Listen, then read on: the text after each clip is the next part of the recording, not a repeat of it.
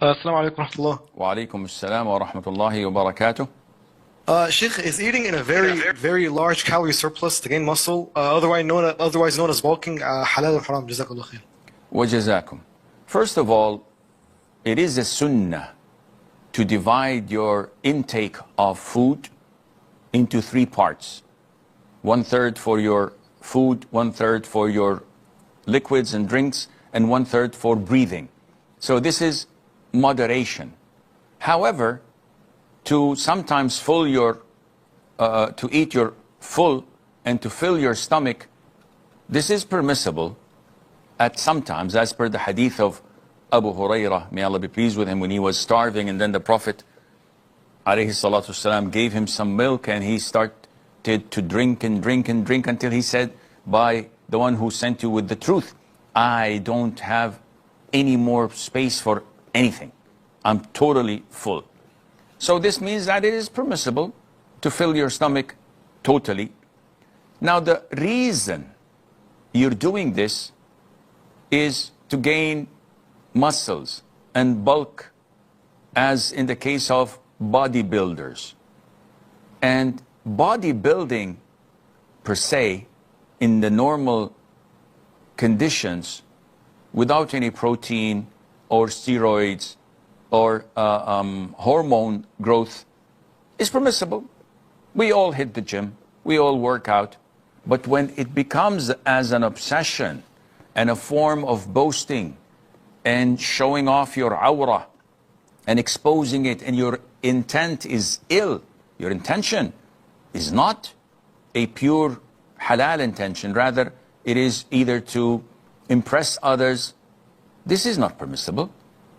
You're catching like a magnet an evil eye that may harm you. You're boasting with the blessing and ni'mah of Allah Azza wa Jal in the wrong place and time, and your intention is not pure and clean.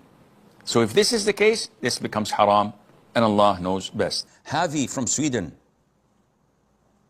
Assalamu alaikum, Sheikh. Alaikum assalam wa rahmatullah. Sheikh, I have a question regarding the hadith about the pants below the ankles.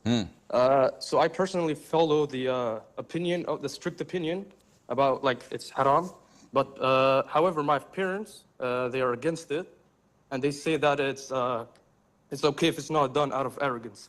So I've tried to explain to them like it's I follow this view and you can follow your view, and we can live together. It's all fine, but they seem to like threaten me,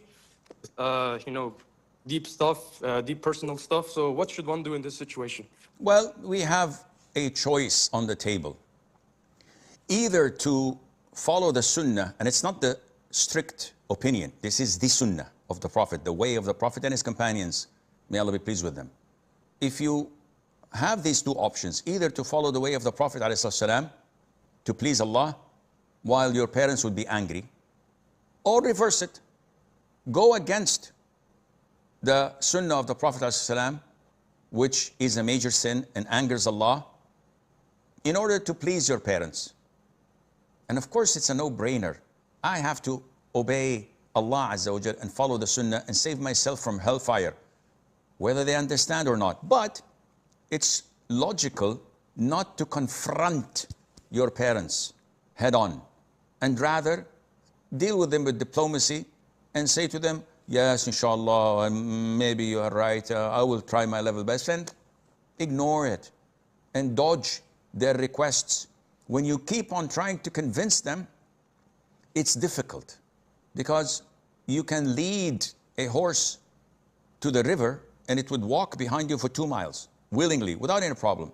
Once you reach the river, if you try to force the horse to drink, even if you get 10 strong men, you won't succeed. The horse has to drink willingly. Likewise, your parents will never understand. They are ignorant, they have no knowledge in Islam, they don't know even know Arabic, never read the Quran fully, most likely never done any course in Islamic sciences or Aqidah or Fiqh.